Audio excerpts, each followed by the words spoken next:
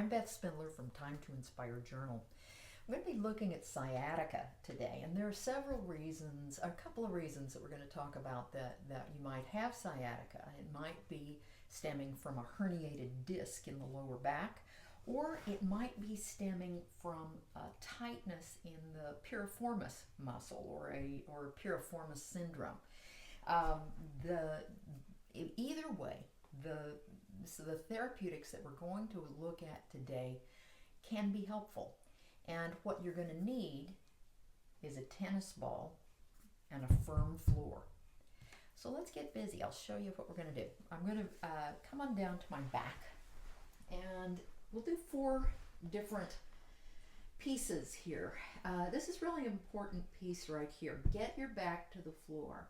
And you could stay here for quite a while, actually, and allow the lower back to relax. This also helps to soften the psoas muscle, which may be a culprit in some of the tug and pull in the lower back.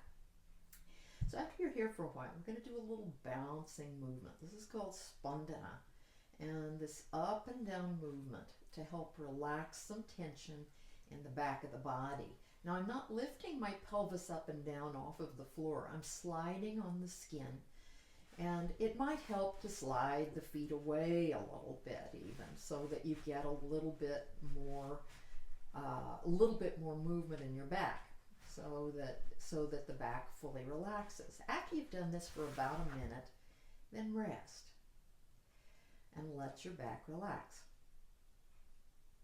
We're going to then take one of your knees into your chest, and first just draw it in nice and close. You could hug behind the knee if it hurts the knee joint at all, and then take the knee to the middle of your chest so that we get a nice stretch along the outer hip. Then I'm going to tap like this to help relax some of the tightness in the flexor here, and hopefully move some stretch into the hip. After you've done that for a while, you could do this longer than I'm doing these, then you go to the other side. Find that straight pull in, and then to the middle of the chest. Find that tightness in the hip and tap it out. Okay, exercise number 3 is this one. A lot of people, if the issue's stemming from herniated disc, which is the most common, this is the one that they find the most helpful. And you're going to start with these marches of the feet.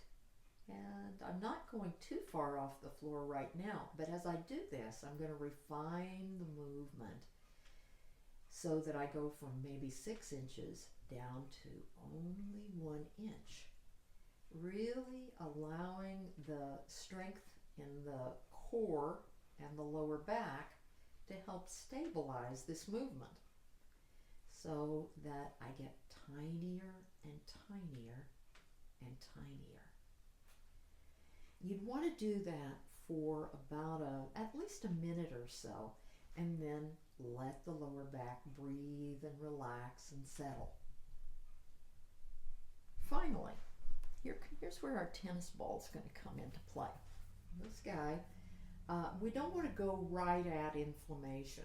So if you have inflammation in under this glute, in this piriformis muscle, try not putting it right on the sorest spot.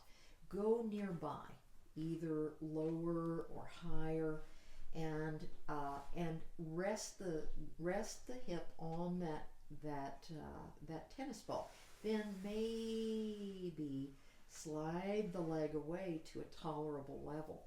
You can roll into it to help relax that deep muscle.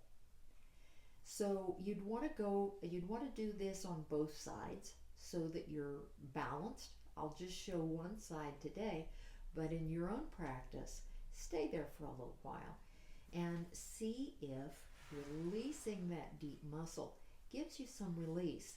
Then, after you've finished your practice, you'll rest and breathe and allow again the lower back to settle with the knees propped together and the feet apart. Allow yourself to breathe deeply and fully relax. Thanks for stopping today.